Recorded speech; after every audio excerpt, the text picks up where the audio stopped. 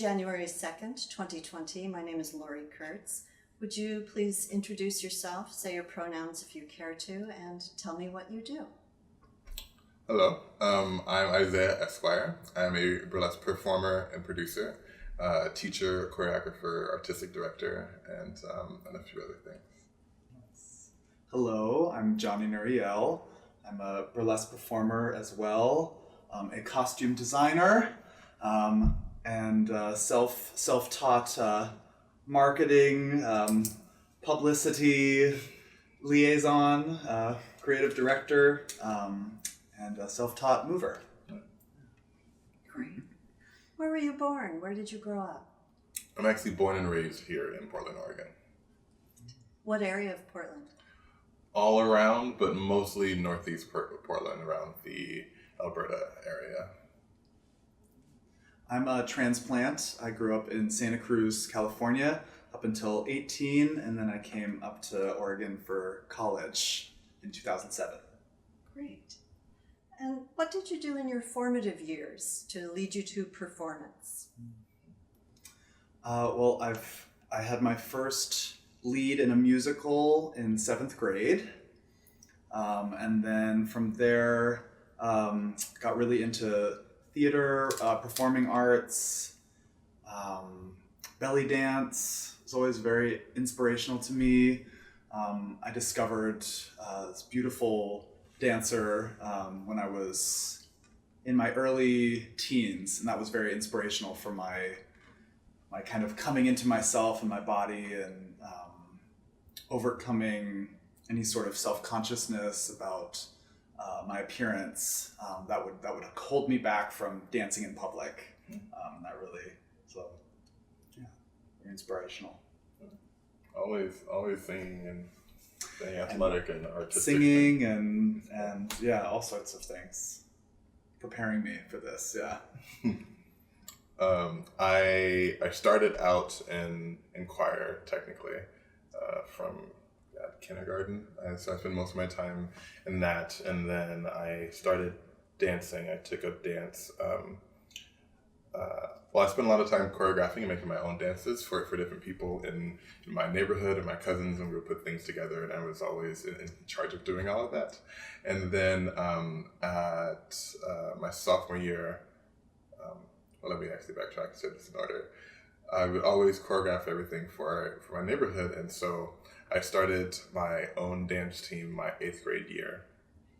And I got to high school and wanted to keep it going, and started one my freshman year, and my school told me that we could only have one dance team, and so they kind of canceled mine. So I said fine, and I joined my high school dance team my sophomore year, and then I started up my junior year.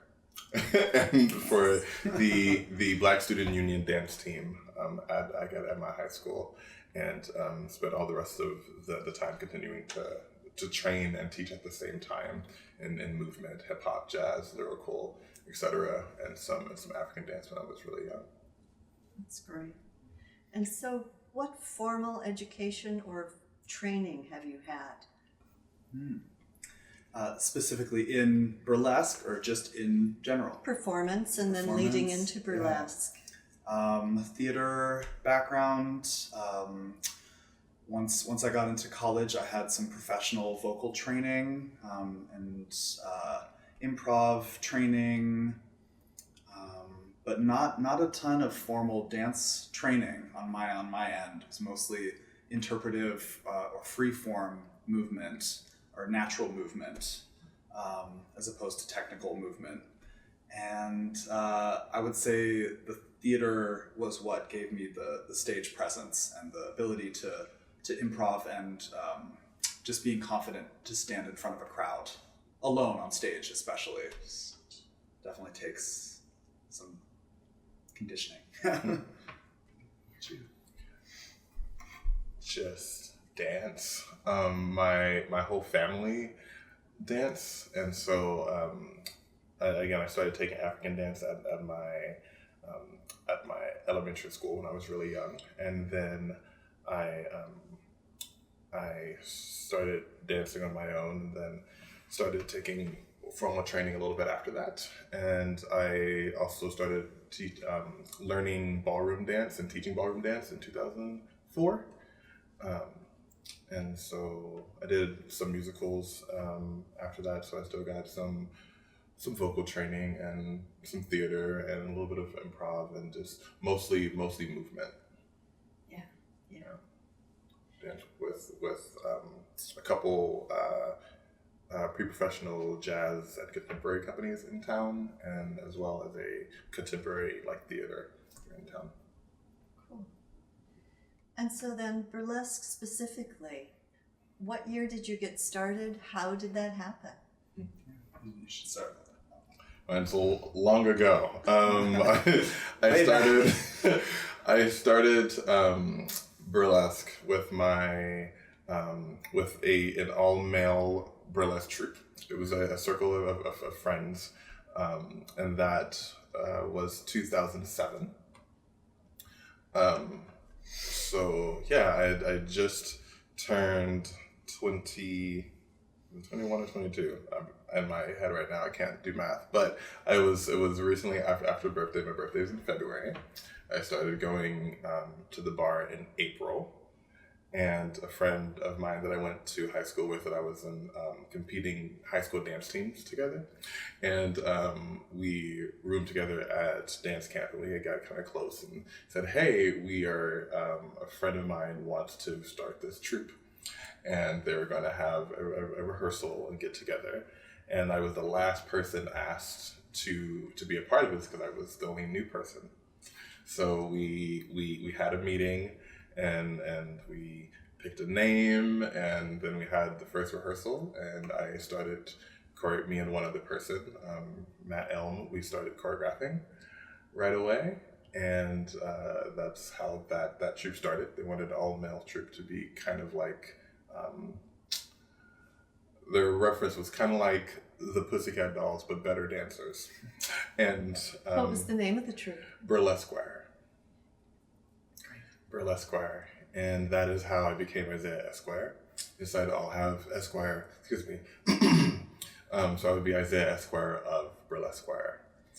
And that was in 2007. First performance was that June. And then we were really fortunate enough to be discovered by an amazing producer, DJ, scholar here in Portland that was managing the Rose City Sirens, which was our punk rock queer femme burlesque troupe. It was a really, really big deal. Ahead of the time. Yeah. And they saw us at Red Cap Garage, was on Stark Street when we still had a kind of like a queer district. And they saw us in Pride and said, you have to perform in our show. It was that simple. So we performed then in June, and then they asked us to co-headline their end of the year show, which was December 7th, I believe, December 7th, 2007. What were their names? They're Sterling, King, and Susie were the troupe, and the producer wears many hats, and so I'll leave their name, but a real staple, and it was under Sin Savvy Productions. Sin Savvy Productions. Wow. History. My path to burlesque was very almost accidental. I responded to a Craigslist ad. Yes. My first booking in town was an aerial bar. He's also an aerialist. I was an aerialist at the time. I don't do aerial as much anymore, but at the time I was an aerial dancer, and I responded to an ad on Craigslist that was looking for aerialists, and it was called Sky Club, which no longer exists. Beautiful, wonderful, very like indie space, very positive energy for lots of creative, very queer creative energy. And the shows were very accessible. They would cost maybe $3 to $5. People could just come in, and it was a safe space, really cool energy in there. And I just started to experiment with what I didn't even know was burlesque. It was just kind of like sensual. I used a lot of veils, so it was sort of like a sensual veil dance, and I would show my body. But I didn't really know, I didn't have a reference for burlesque as much because it wasn't a part of my world. I was more like theater and belly dance, and I've always had a motive stage presence, and some people were like, oh, you should do this show or this show. It's a burlesque show, but you wouldn't have to change anything about what you're doing. So I started to do more of those events. But yeah, just sort of happened by accident. About what year was that? I responded to the ad on Craigslist that would have been in 2012. Yeah. 2012. It was my first like paid booking in town. And then how did you develop your career beyond that? And then how did you start producing and being together? Yeah. In order, I guess I would say, just interesting how connected all of the communities are, since burlesque is such a multifaceted community and what word I'm looking for.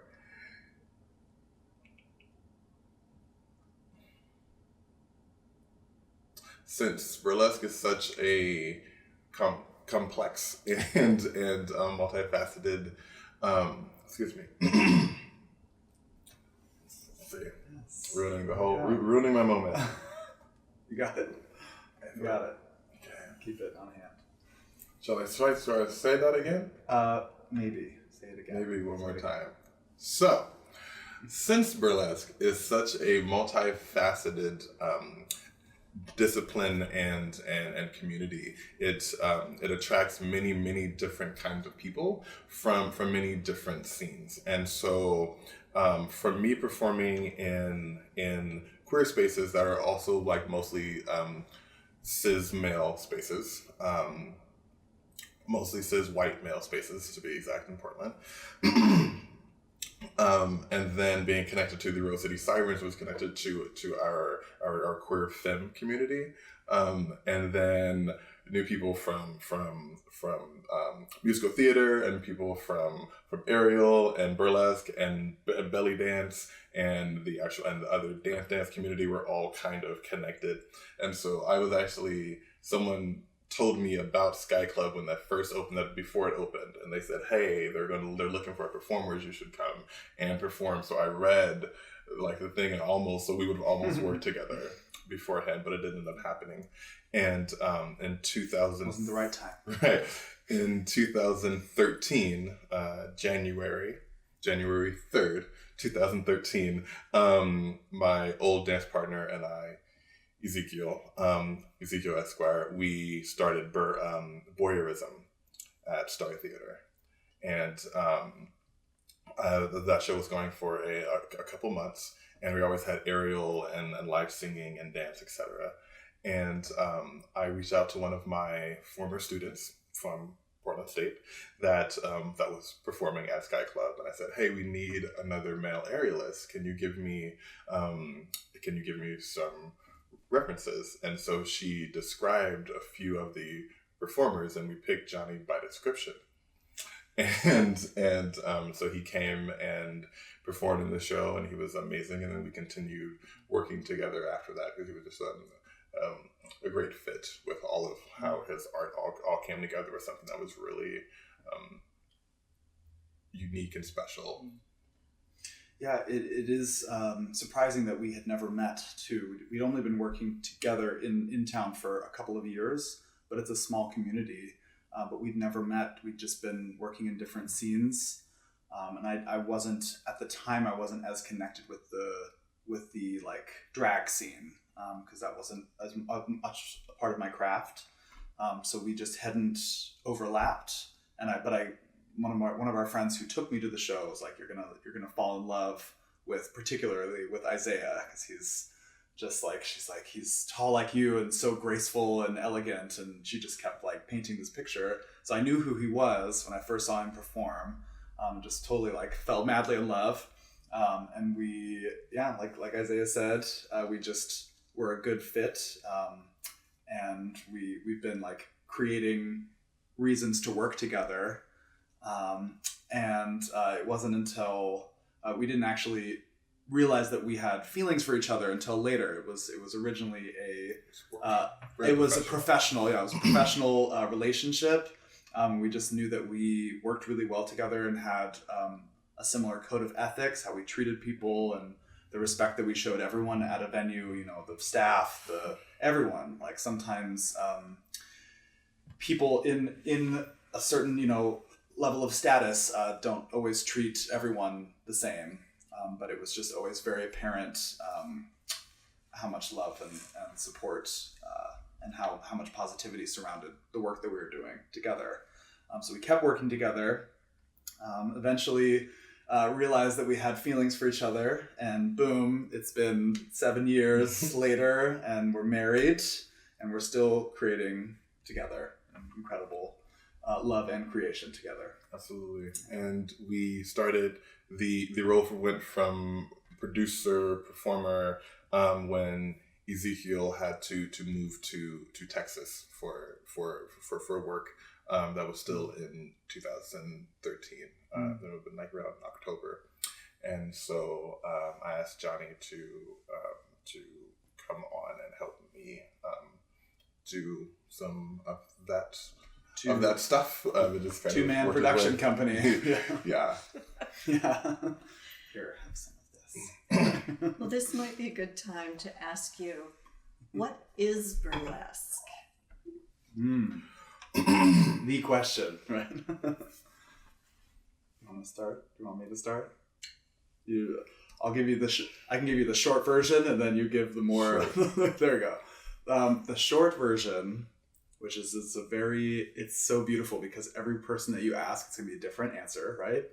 But for me, burlesque is more about the storytelling aspect, and doesn't necessarily have to result in nudity, but it's also a very generous art form, so it gives a lot to the audience.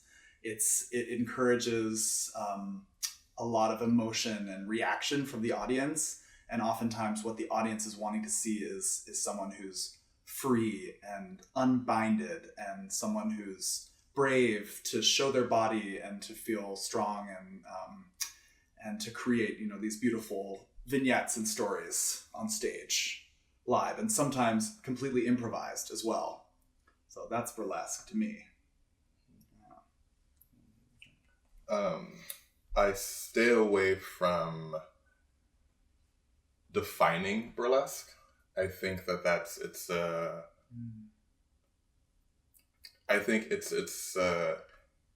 tricky thing. I think you have to really, really study something a lot to be able to define it.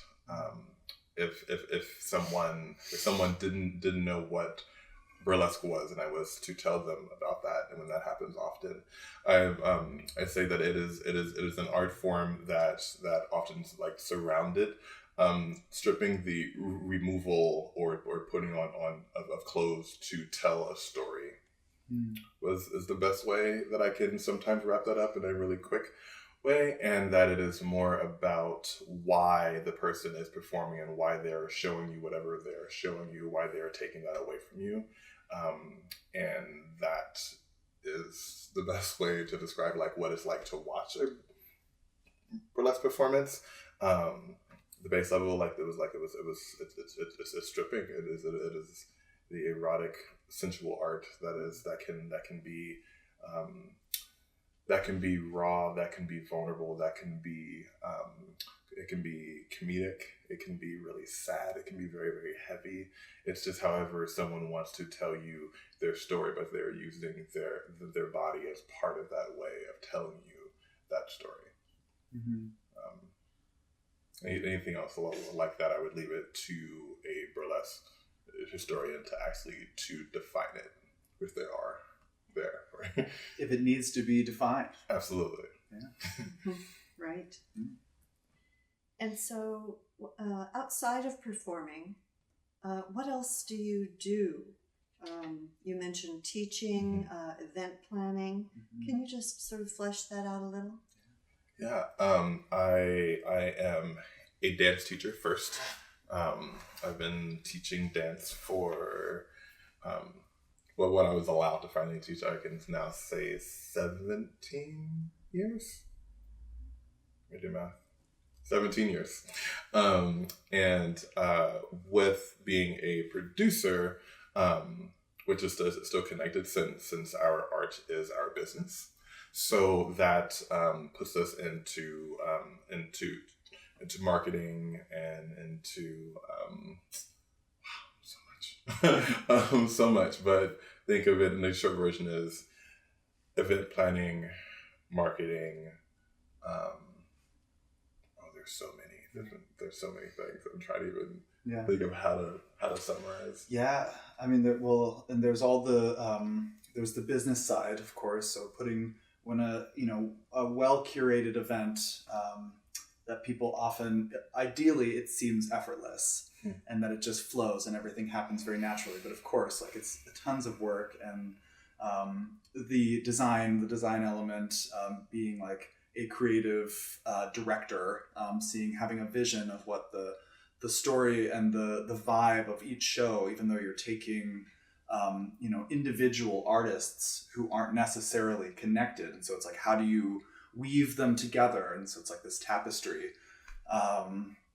There's also the softer side, which is oftentimes that we end up playing a therapist to people as well. That audience members are often a lot of the hard emotional labor that happens is after the performance, because we always make ourselves available for the audience. We're usually out mingling with the crowd, taking photos, and a lot of times people express their responses or their reactions. And though it's usually always beautiful and positive, there's oftentimes some weight or something. Like it might have brought up something really heavy or triggering or emotional. And so we often find ourselves in that position to play the therapist, right? And both of my parents are therapists, so it's something that comes naturally to both of us. That's more on the softer side. So it's like the business side, the softer side. Isaiah is an incredible teacher. I design all of our costumes, so that's a lot of the behind the scenes work as well. And when he's not working with shiny things and with show folk, he also works with amazing humans and special needs and developmentally diverse folk. We all do a lot. We all do. Every performer usually has many different elements to their life. Mm-hmm. For me, working with because I'm teaching ballroom dance as well, so from teaching much older to like down to like 5 and 6 year olds, and so I spend a lot of time teaching. When I mentioned that I've been teaching for 17 years, most of that has been high school, and then high school, middle school, and then I taught 8 or 9 years teaching college dance, and then I've been teaching adult movement for 15 years. So it's just like a mostly movement-based thing. So if I had to summarize myself without the performer part of it, then I'm a teacher first, and then mentor. Yeah. And then if I would like to summarize Johnny's work in one, he is incredible advocate and worker with the developmentally diverse of many different ages. And he's worked with hospice, and he's worked with a lot of different. He's a care provider in addition to other things, I guess. Yeah, it's amazing. So you are producers of a quarterly big show? It was originally monthly, and it was every first Thursday for I can't really think how many years altogether, but it was monthly for some years, and then we tried bi-monthly, which worked for a while, and then we had to go quarterly because of venue stuff. But then everyone was like, hey, we want this more frequently, and so we've gone back to being every other month. So six big shows a year. Wow. for voyeurism. For that particular show. Yeah. And then we also produce the Saturday Spectacular that happens at CC Slaughters, which we've just kicked off this year, and last year technically in 2019. And so And that's about every month. 6 months into that monthly show now. And that's every month. And then the other one is bi-monthly. Correct. Mm-hmm. And those are just the ones that we produce. In addition, Isaiah performs every week at a drag show, the Superstar Divas at CC Slaughters, and then we're regular performers at Sinferno, which is at Dante's, 19 years and counting. 19 years for... Not for us, but for the show. The show has been running for 19 years in Portland every week. So that's huge. And the Superstar Divas are coming up on 13 years. Yeah. It's amazing. Yeah. And then you each travel across the United States and internationally. Mm-hmm. So can you describe the burlesque festival circuit, about how the application process works, traveling, housing, how far in advance do you plan? Just paint us a picture of what that is.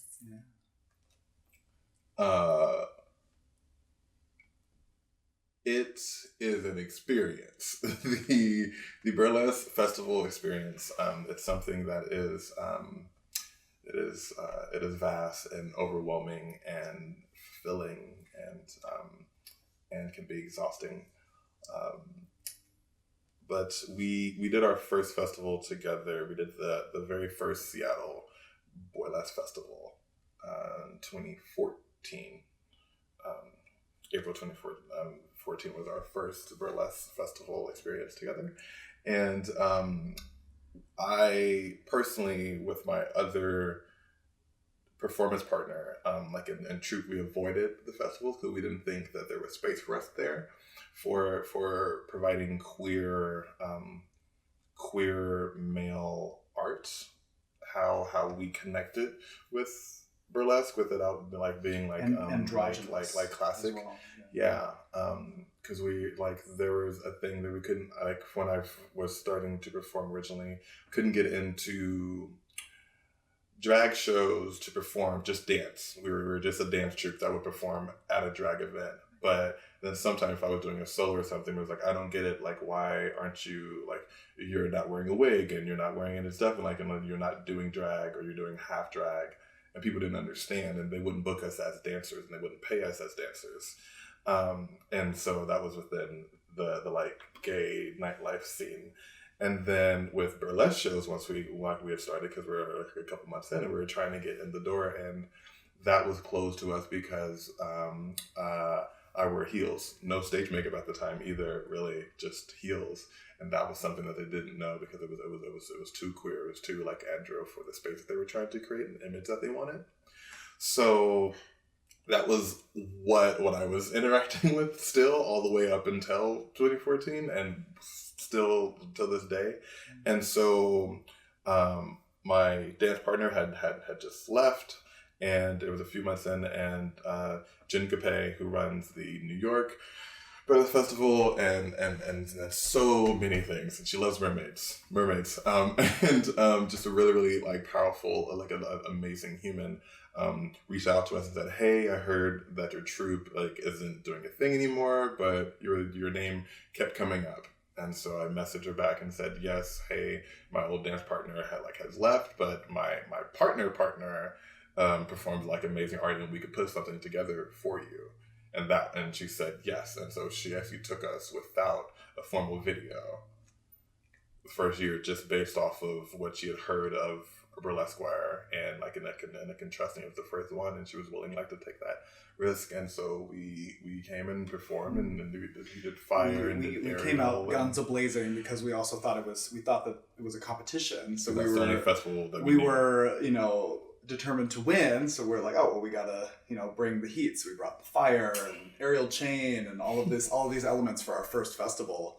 It didn't turn out to be a competition, but we really we made a big impact, and still we've been invited back every year to be a part of that festival, which is an honor. Again, a lot of going back to the question about the application process and all of that is for most performers, they, especially with the burlesque renaissance and this boom, and there's now like thousands, tens of thousands of burlesque performers across the country that are all vying for these spots in festivals. So a lot of burlesque festivals is rejection for a lot of performers, that they'll apply, and it could be a range of different reasons why they don't get in, and so that's often what a lot of people is, they just they put themselves out there and they apply. Obviously, the Burlesque Hall of Fame is the biggest example of that, because they get thousands of applications, and they can't accept everyone. So we're just very honored and blessed that Jen wanted us, because we weren't a part of that scene, and part of it had been intentional. We were just doing our own thing. We were doing our own lane, and we'd also been traveling a lot with another troupe that's no longer actively performing, traveling, but we had been traveling all across the U.S. to a lot of conservative parts of the world, which is a whole nother story. But it was just an honor that she wanted us and that she encouraged us to be a part of it, because it did show us that we did belong in that space and that we could be celebrated in that festival circuit. And it opened up a lot of different possibilities for us to travel, and just, Yeah, she like, from that, being asked to come back to that festival, and then asked to say, hey, you should come to the New York Burlesque Festival, you should apply, at least like apply into that. And then we, from there, we did the Show Me Burlesque Festival in St. Louis, Lola Vanilla, and so we were able to like define these little pockets like of spaces that wanted us as we were, and it's been beautiful, and we're very, very, very blessed, because it has not always been that way, and we do still get met with rejection like in that way, but significantly less than before, and significantly less than what some people are. We have the benefit of standing out and being really different at a time that people are open to and wanting to explore and highlight that. So our impact is our currency. It is our weight, and so of us standing out, and so it does make it easier for a producer looking at hundreds of videos to remember us, and then decide if they want us to come back. So the short list of it is there's amazing burlesque festivals somewhere around the world. You see the application, you pay the application fee, you fill it out, you can submit, you can submit 1 to 3 videos, and like in some 1 to 3 different acts. The average length is between 4 and 5 minutes. That it has to be under 4 to 5 minutes, and preferably that they want that in the video. It can be rehearsal videos for some festivals. Some it has to be a stage performance. It doesn't necessarily matter for high quality stuff. And then you send that in, and they get hundreds and hundreds of them. You wait for a few months, usually at least a solid month. There's no way that you're hearing back any sooner. So you wait for a few months to hear back, and you usually will see people online start posting that they got into the festival, and then you will either get an acceptance letter via email, or sometimes some festivals will send you a letter if you did not get into the festivals. Many don't, so you only hear back if you got in. And then you go and you get a chance to meet all the amazing people. You pay your own way in most of the festivals.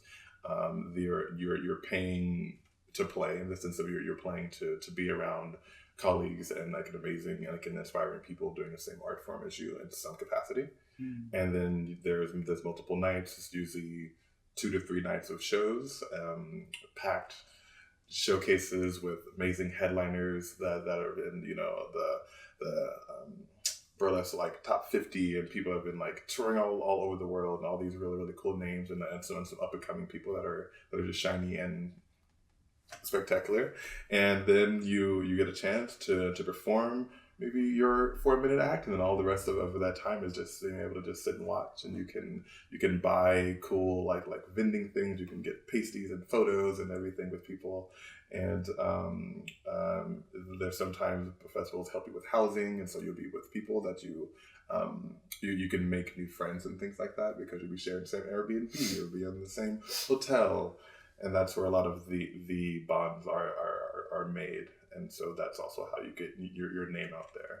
Essentially, it's like a big convention to hopefully get you future work and more information and opportunity to learn from legends and other teachers. Yeah. Trying to paint the full picture. That's great. Plenty. Yeah. The mark. Yeah. You mentioned a traveling caravan kind of show. Can you explain about that? It was actually called the Caravan of Glam. Yes, you do your research. The Caravan of Glam, which we're no longer a part of that, but for 3 to 4 years of time, 5 years of time, basically it was Isaiah and myself, another performer, Ecstasy Inferno, drag queen, fabulous personality, Jayla Rose, incredible aerialist, trans performer, very, very incredible physical performer.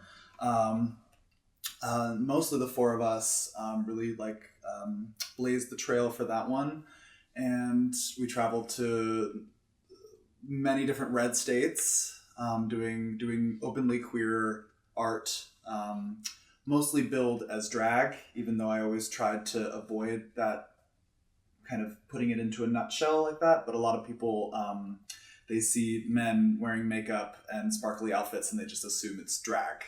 But obviously it's more complicated than that. And drag race was really moving, and so it was a word that businesses started to be a little bit more because that's the money, right? So it's people, it brings in the people, but there was obviously a lot more than drag going on. But long story short, that was sort of how we first saw a lot of different states was under this show, and we would travel to the places that other shows wouldn't go. And a lot of that was risk for us, not so much. We were always met with love and acceptance, even in these very conservative places, which I think is important for people living in liberal America to realize that there are still very loving, very open-minded people in these places that are often very stigmatized as being very inhospitable to queer people, or just people that are not of that political mind. So it was a good just reminder of that. It was always met with a lot of positivity. There were often people that would come with the intention of maybe like they wanted to laugh at the freaks, or maybe their intentions weren't so good from the beginning, but by the end of the show we were all like one big family. Like they maybe didn't expect to have such a heart reaction, right? Yeah, it was positive. And that would have been we were with that troupe for a little over 5 years. It started in 2013 as well. And I was gonna piggyback off of something that you said, if I can only remember what it was, about going to the different red states with part of this, like red states and just conservative places, because not all blue states are necessarily very liberal, and it's complicated. And so we were not just bringing queer art, we were bringing queer art, and then there was also a component of race and of people of size, and just a real big difference for how people view beauty and view things that they can respect and like and celebrate. So we were a lovely combination of all of those things. That was a lovely challenge, and that was for 5 years. And then we were on America's Got Talent for that. We were on national TV, performing in front of a lot of people and exposed, I think, over like 14 million households of just being visibly queer. We decided to not go forth with that show because of contracts and things being really too binding for what we were working on. But the cool thing is that they still showed that little clip of us, which still got a chance to be spread to a lot of people, of seeing a trans woman, a drag queen, and two androgynous male-identified performers that were a couple, performing something that wasn't just lip syncing. It was some singing live and backflips and Johnny doing aerial chain and fire hooping and and dance. And so that was really powerful to be able to share with people as part of that troupe. Cool. So in Portland, so the stereotype you've alluded to, the stereotype of burlesque is of male producers and sort of exploited female performers. What's the burlesque community like in Portland? Well, when I started, it was actually it was flipped, and all of the producer that discovered us and got my troupe for performing in drag spaces that we weren't celebrated at that particular time to burlesque spaces is femme identified, AFAB actually, and so. And then the other 3 producers that I knew were all women. I knew one drag artist started producing after that. That would have been also like around 2009-ish, 2008, 2009. But it was like all femmes and like one dude, and that was just what it was here, like in Portland at least. That has shifted some of those lovely ladies. Have shifted on to have moved and things, and right now it's a little bit more male dominant. It's kind of like maybe a 60-40. I could kind of name them. It's actually no, I can name them right now. It is us. It is the Bad Marquis, and it is Zora Phoenix for the male identified producers in town. And the list still goes longer for femmes right now. So I think it actually the femmes and the thems. The femmes and the thems, which is incredibly important. Having more visibility and taking up more space, but it's still technically shifted. But I will add that the male producers do have often yielded more power, either because of having more money, more status, or more rapport with venues. I would still say that for sure. And then as far as venue ownership is still very much male. The venue owners, so, absolutely. And that's a big part of the working relationship is through the owners of the venues, also I was going to say that the audiences have also changed a lot, I'm sure, and Portland has a long history of burlesque, and just like anywhere in across the country, lots of history here. But just like any audience, you always hear the legends talk about what it was like and how it was, you'd look out into the audience and you'd see a sea of male faces. And nowadays, it is very, very mixed crowd across the gender, sexuality spectrum, age spectrum. And so it's really cool to see how many ladies come out to the shows, how many, people over 50, I'll just say, are out, having a great time. So that's really cool to see, and I can only imagine how wonderful that is for the legends to go out on stage and just see. I have such a different experience from the audience standpoint. So it's definitely a positive change in that regard. Mm-hmm. Great. Shifting to more artistic aspects, what's your process for creating a new piece of burlesque for yourself to perform? Mm-hmm. I have 2 things. I think that this is definitely something that Johnny should start with, and then I also have to excuse myself very, very briefly. Okay. All right. Yeah. Go ahead. You go ahead. Looking forward to. Looking forward to. Is that okay? Yeah. You bet. You'll be back. This is live shortly. Theater. Go right see you shortly. ahead. So act development is, everyone's different. Everyone is different. For me, it's gone. There's like a pathway, and sometimes it's different for me as well. I don't have like a regimented, but I will say that it's very rarely the costume first. It's usually the music first for me, which a lot of people, it's also been because I make the costumes as well. So I've also created a costume and then been like, I have no idea what this is for, but I love it. Like I'll wear it and I'll be like, what, like, who is she? Or what is this? And then it kind of, the act develops from there.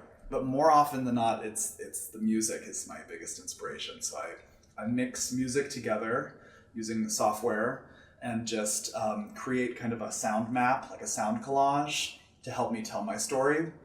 And then from there, the costume and the colors will kind of start to come to me. So I'll be like, all right, it has to be something like this, and that flows like this kind of fabric. And the music tells me those things. And as far as choreography, there's actually no choreography in any of my acts.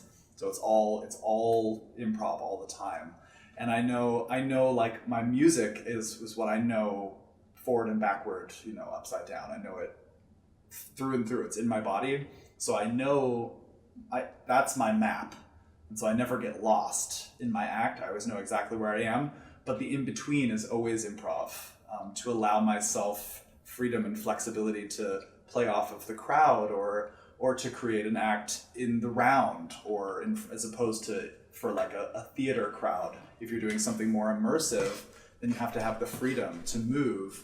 Or when we just did our New Year's Eve event, the theater has this big, hallway that comes down, and our green room was in the back.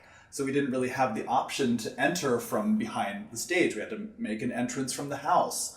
And so if you're too strict with yourself in your act, your choreography, you don't have the freedom to just feel and go from there.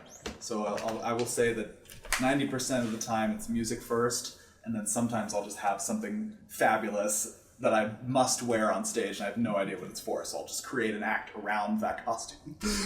But yeah, that's me. That's me. And then creating together is a whole nother beast. And we rarely, we have a very beautiful, loving relationship, and definitely whenever we're creating together is when like conflict and just a healthy meeting of the minds, but that's not always graceful or easy, really. So that's a whole nother story. Yeah, you go, you go for it. Yeah. Similar. I think that the music often tells everything. I love opera. Both of us do, which is something like it's fun and there's so much story, and because I'm blending many different disciplines together for me, because most of my burlesque it's dance, theater, and drag fused. And the main drag aspect most commonly is just that lip sync is part of my performance, which some people liked within burlesque, some did not. And that's been a feeling. It's not a new argument. But and then how I'm fusing it, my influence in why I lip sync and where some of those characters come from was from drag. And it shifted because as a dancer, your whole job is to bring out someone else's story. You're just there, and you're just a vessel for them to move however you want. And so it can't be too much of you.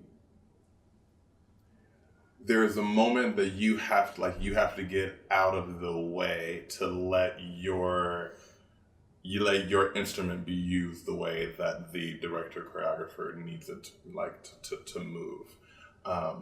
And so you're not losing yourself necessarily, but it's different. It's not like defining you. And there was an act that I was doing for a Rose Hip review, which was the production that Sin Savvy started doing, and we were at Star Theater after moving from Barracuda. Barracuda nightclub was where Rosa Review started, which was the Erickson Saloon, which is where Darcel's used to. So there's a lot of history. It's a historic building, and it had a huge stage, and we used to perform, and we were going to a smaller stage. And and that adjustment was really hard for me. So I had a personal act that I wanted to do, and just dancing to this song it just didn't do it. It didn't get my full story across. And so I was like, I need to be saying these words. And I was like, well, I can't really sing it. It's not like a good vocal performance. It doesn't make sense for me to sing it. So we'll have to like lip sync it. And so for me, it was like a scene out of a musical. And for you think of a sing out of a musical, it's different than watching a drag artist that's dancing to Rihanna and they're just step touching and dancing around. It's a really different experience. You're just dancing to the music. You have to be moving your mouth to the words. Versus like when you were seeing the musical, there's all this dialogue, there's all this story and this dialogue set to music. And so that changed everything for me when I did that act, and it was me saying it. And as a dancer, you're reacting to the music most of the time. Music happens, so you're reacting, and then you're showing the audience like what that experience did for you. So lip sync would let me be firsthand, and it was the only thing that did that for me. And it just changed a lot of my art. And so when I'm developing an act, it depends on if there's lyrics or not. for one, the lyrics help tell me all the rest of why did this person need to say this? How did they get to that place? And then that can be, well, this song sounds like this color. Like this song, so I think in a really weird way sometimes, this sounds like only these colors can work. And then I can listen, and this is when it feels like a natural purging, and that's how burlesque acts happen for me. It's not I strip here. It's I need to shed this. I need to transition into something else, which is what Johnny's art has always been. Again, he was doing the art way before he knew he wasn't trying to recreate anything. It's just a natural part of his internal dialogue often when he creates. And so it's the same thing. So this act, cool, they're saying this.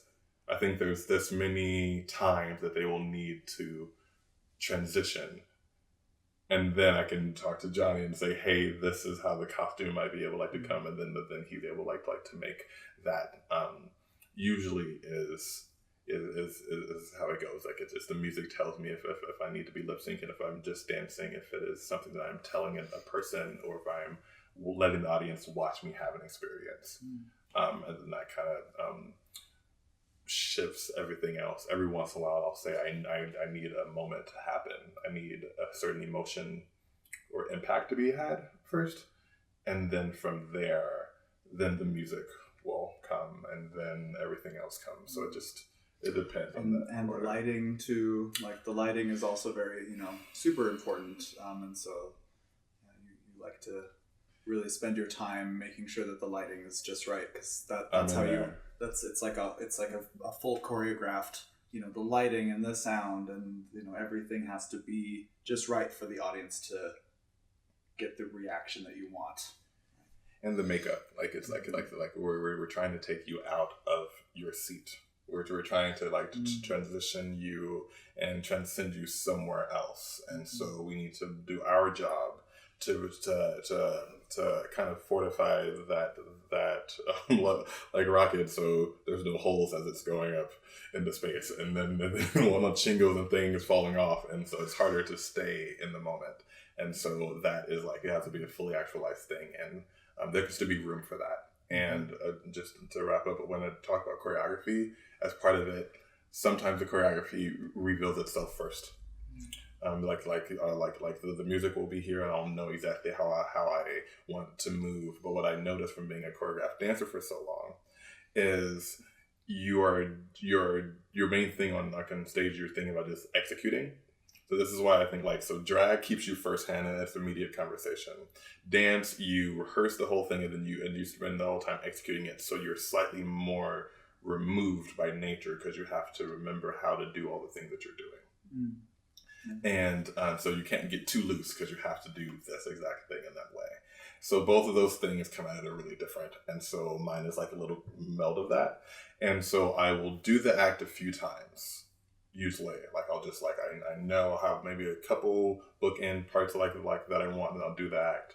And then when the act feels good, I'll watch that video, and that's how I'll set the choreography. I'm like, so this part feels organic for what I want to be saying when everything lines up. And then we also create many different versions and lengths of an act. Sometimes we'll create it and I'll have him mix it for me, and the music's right, and then I'll go and I'll perform it. And I was like, oh yeah, that one feels too short. This section feels too long when I'm on stage and all the energy is going and I'm pushing out everything and the audience is giving me it back. That reveals if it's complete or not. And then I'll start kind of forming it. It doesn't really work. It feels a little too cold and too rigid for me personally to choreograph it 100% first. It never feels as good, and it never looks as good on stage. Okay. The topic of cultural appropriation. Can you give an encapsulated point of view about it? What you guard against? Just a quick snapshot. Yeah. I'll start. So definitely a big thing to be aware of. It's very important to be aware of this, not to take it lightly. And what is it? Right. What is it? Well, I always gauge that if anyone, like if you do something that someone in the audience has a negative reaction, they feel like their culture has been dishonored or disrespected by someone who's clearly visibly not of the culture that they're embodying, then that is cultural appropriation. And it comes up a lot with music choice or type of dance. Costume comes up a lot. Like if you're embodying like a cultural performance, but your skin tone doesn't match. Like if I was to do a cultural dance that was not of my culture, as a white person, and someone was offended by that, that would like totally destroy me. So I'm always very careful. And I'm very influenced by a lot of different world music as well. Like I don't just like one type of music. I'm very inspired by Indian music and Japanese music and music from all over the world, Middle Eastern music, through belly dance and everything. There are some songs that I'm like, yes, this song I feel comfortable incorporating into my act because it doesn't feel like it's overtly cultural, but it has influences of, you can hear it in the drums, maybe like the drum has like an Eastern feel, but it's not like overtly Middle Eastern. And so I'll feel comfortable enough to perform to that song.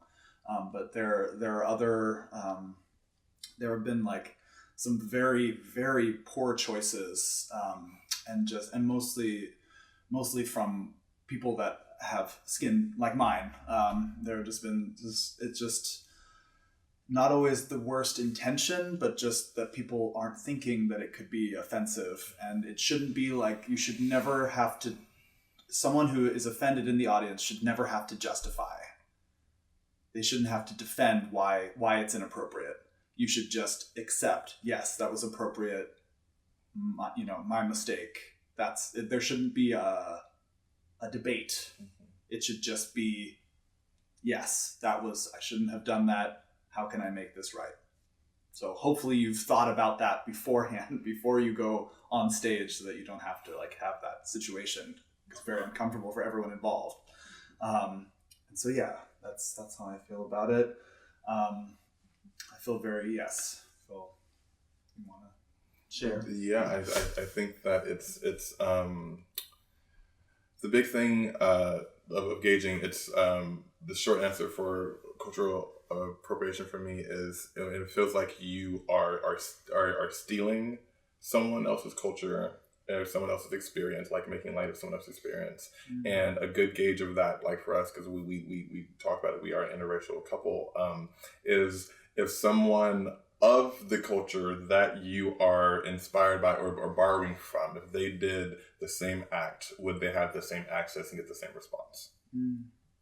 And so that is when it is a thing of privilege. That came up a lot. Like if people were like, is twerking okay in burlesque? And I was saying, well, if this white performer is twerking, then it's cool. She's a bad girl. She's a rebel, X, Y, and Z. But if a performer of color, especially if it is a black woman, is on stage twerking, then it's low class. Then it's this. Then it's that. Then you're not having the same response. So then you should not be doing that. I think it helps people because people are always wanting like to gauge. No one's wanting to just be overtly hurtful to anyone, but we have a harder time figuring out like a gauge or something that is so gray. That has been a decent one to me, because as being a person of color, I can still appropriate culture because there's many cultures that I am not personally a part of, and so I can use that wrong.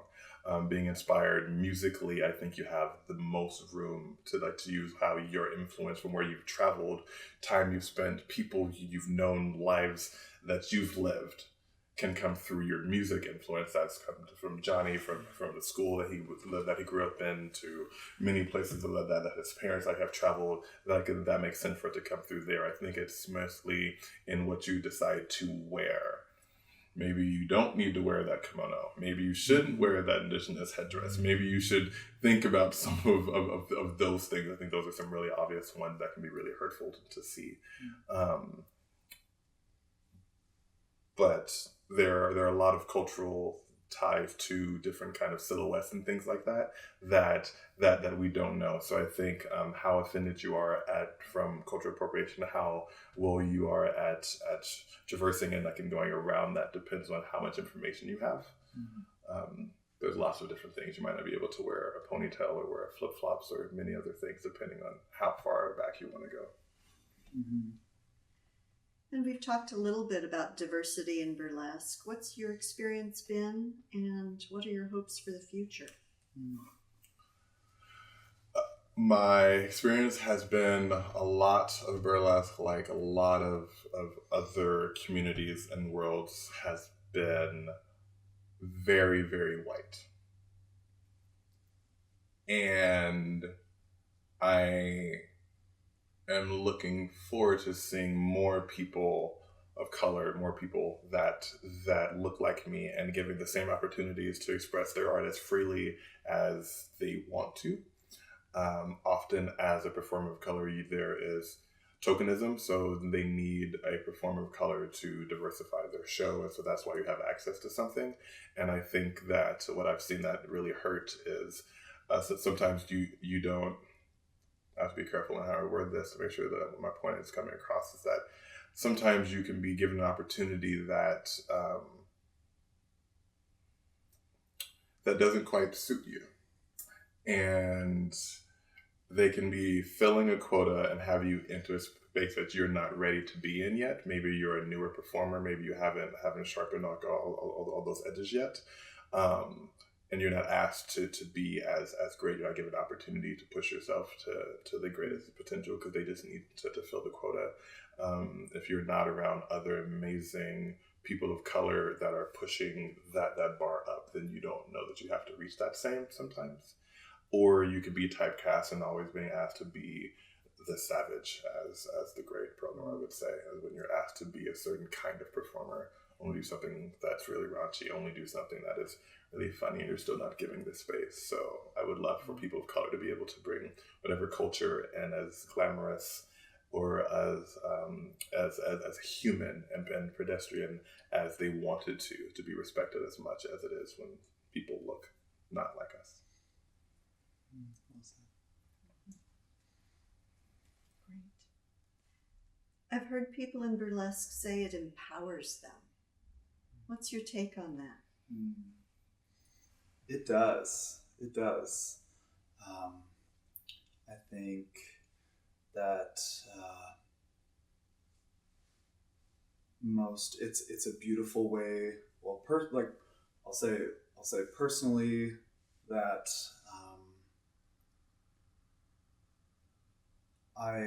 though I am male and white and I've never been, my body has always been healthy in the sense that I have never been, not healthy, back up. That I haven't, even though my body hasn't been obese, that I still have my own insecurities about my body. Even though like what my body might look like is not someone that would have body image issues. But everyone has them. We all have them.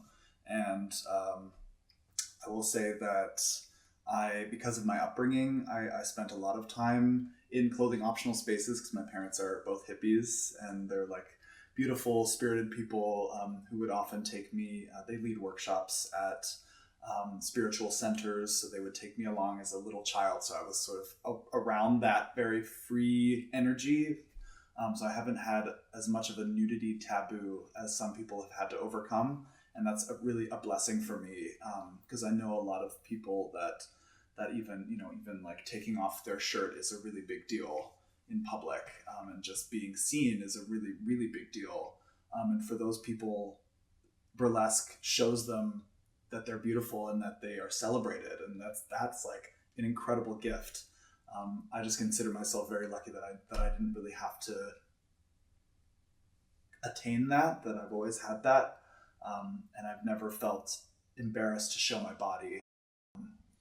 But from like an empowerment side, it's given me a really special way to use my voice as a queer person, and to share my voice, to sing. It's given me a beautiful platform to sing, which I've always loved. I've always been a singer, but I knew that I wasn't supposed to go to Hollywood and be in LA and be a singer. Like that wasn't my goal.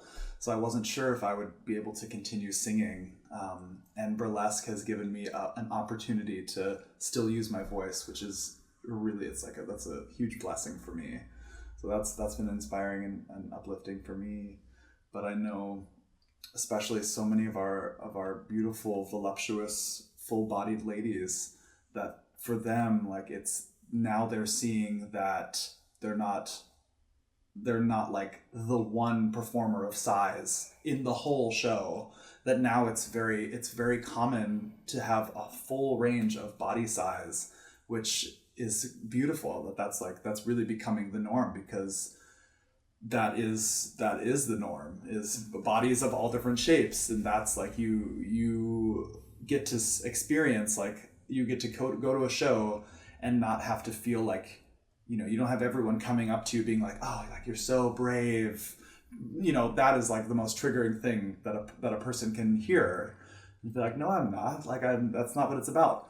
So burlesque is really it's really expanding into that full body acceptance, which is only going to get more and more like that. I agree. Yes. I agree. Yes. Similarly, people talk about how burlesque can be a force for social change. What do you think about that?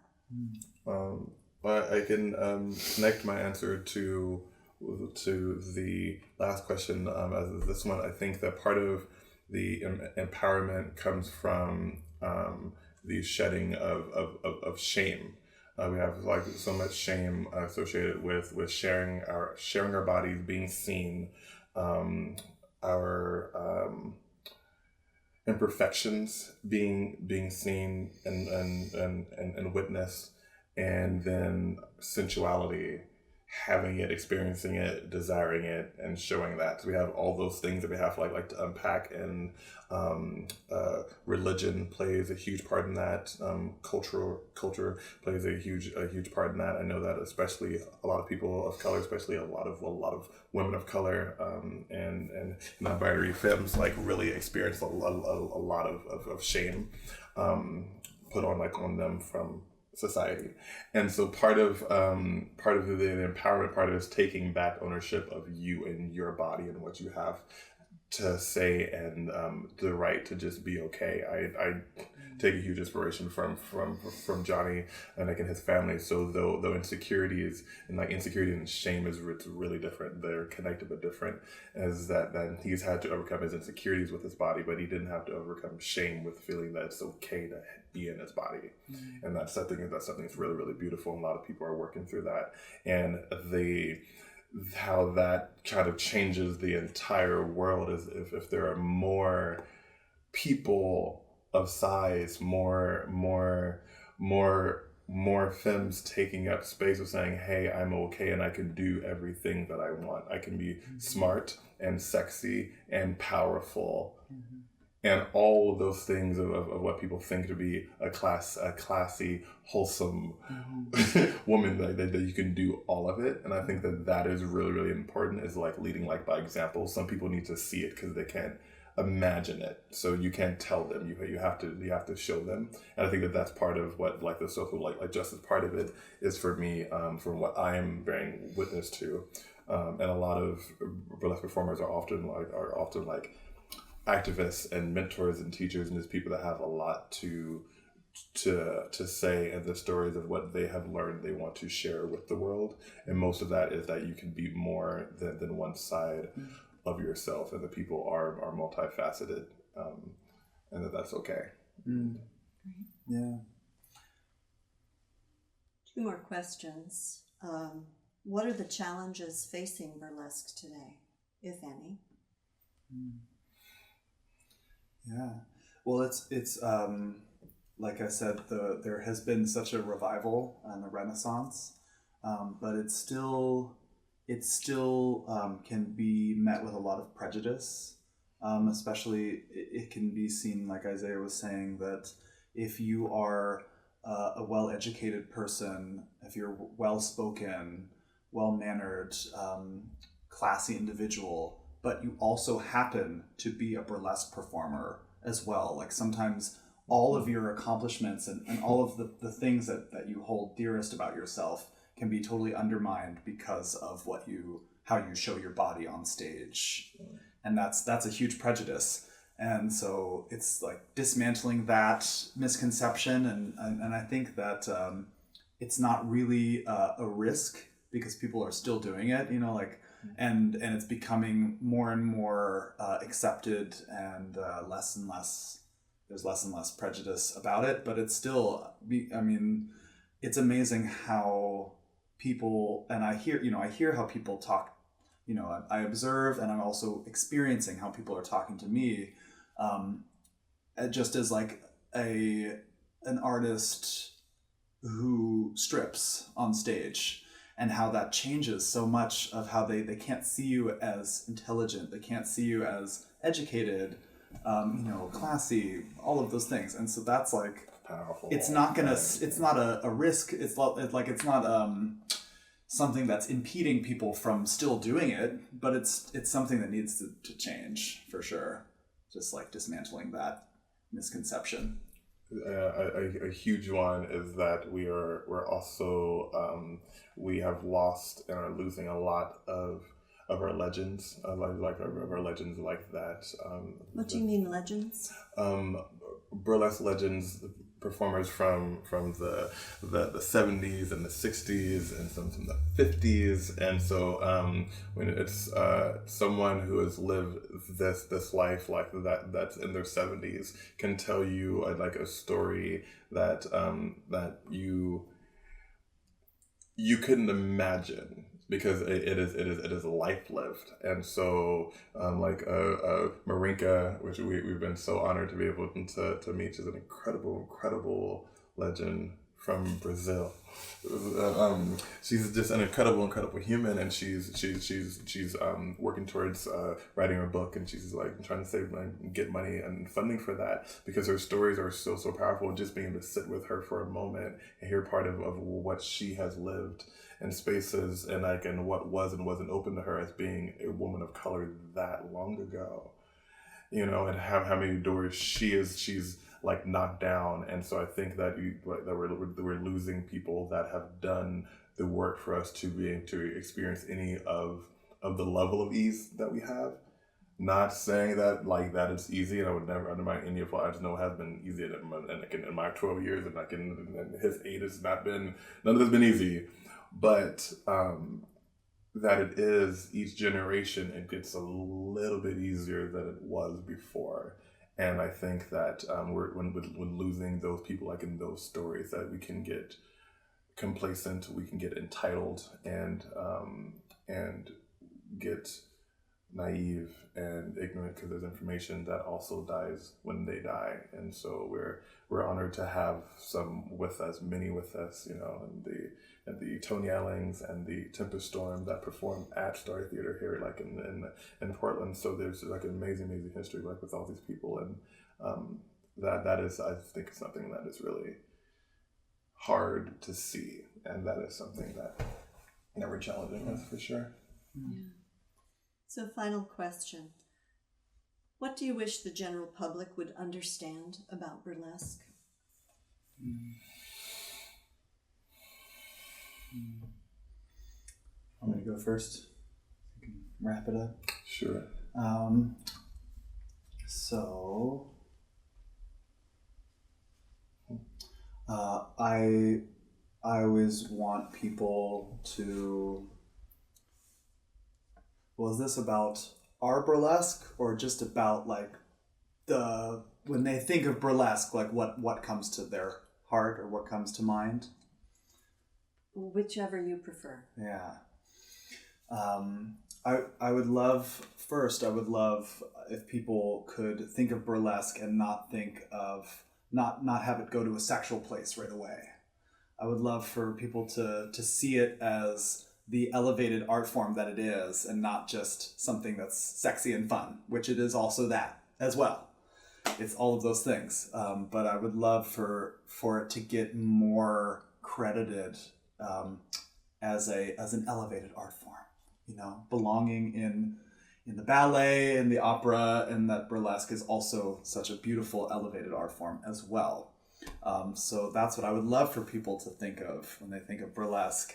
And just as far as the audience, after our show, I always want people to feel like they've had